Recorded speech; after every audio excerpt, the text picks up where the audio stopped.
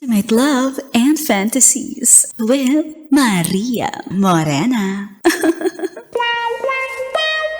At eto na ang tambayan ng mga mahilig saan. MILF, MILF, My Intimate Love and Fantasies.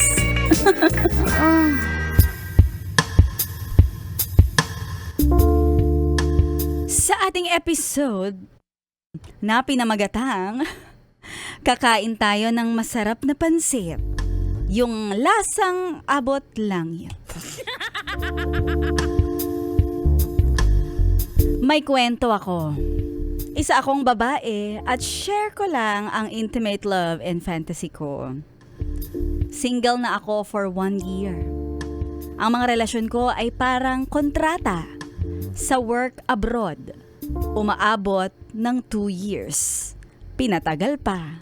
Maghihiwalay din naman. Okay lang yan at least, diba? Tiba-tiba ka. Tiba-tiba. Kaya nung naging single ako for a month, of course, bumabalik pa si ex. Pero ex means X. Wala nang balikan. Hindi uso sa'yo yung second chance, no? Hanggang sa umabot na ng 1 year na wala akong jowa. Hanggang puro gimmick na lang, inom alak, gala, na diskubre ko na hindi lang pala ako nice, I can also be both naughty and nice. After 1 year, tinamaan na naman ako ng lintik. Ano yun? Nagkagusto at na-in love na naman ako. 6 months ang panliligaw niya pero di siya tumitigil. At sa tingin ko, may bago na naman akong contract signing. Wow! This time, ipapakita ko sa kanya na ako ay isang babae na hindi basta-basta. Taray! Kaya nung nag-date kami at nagtanong siya kung saan ko gustong kumain, nako, parang alam ko kung saan papunta to. Ang sabi ko, may alam akong masarap na kainan. Tapos dinala ko siya doon.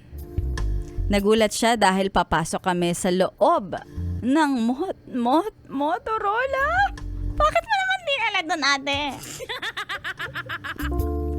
Sabi ko, ano ka ba? Kung ano-ano iniisip mo. Kakain tayo dito. Masarap ang food nila, promise. Akala nga ng manliligaw ko ay nagbibiro ako.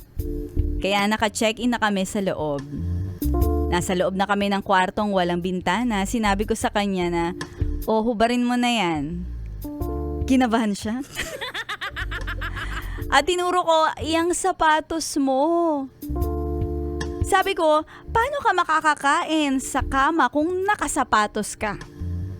Tapos ibinaba ko na ang mga gamit ko at hinubad ko na din. Ang alin? Ang sapatos ko. Tawa lang siya ng tawa. Umorder kami ng food at pinalasap ko sa kanya ang sarap na hinahanap-hanap ko. Sabi ko, di ba? Tama ako? Masarap ang pagkain dito. Akala ko nga ay lulubos-lubusin niya ang pagkakataon na nandun kami. At pagkatapos kumain ay nanood lang kami ng movie. Hoy! Anong movie yan? May pinatunayan siya sa akin. 3 beses na namin ginawa na kumain kami doon. At walang jurot-jurot. Promise? Promise. At sa pang-4 naming date, na doon kami nagpupunta, ay doon ko na siya sinagot. Nagyakapan lang kami hanggang sa nag-ring ang phone. Trrrr, trrrr. Walang ibang sound effects. Dito na ako sa lalaking hindi nananamantala kahit ako na ang nagdala ng pantasya sa mga mata niya.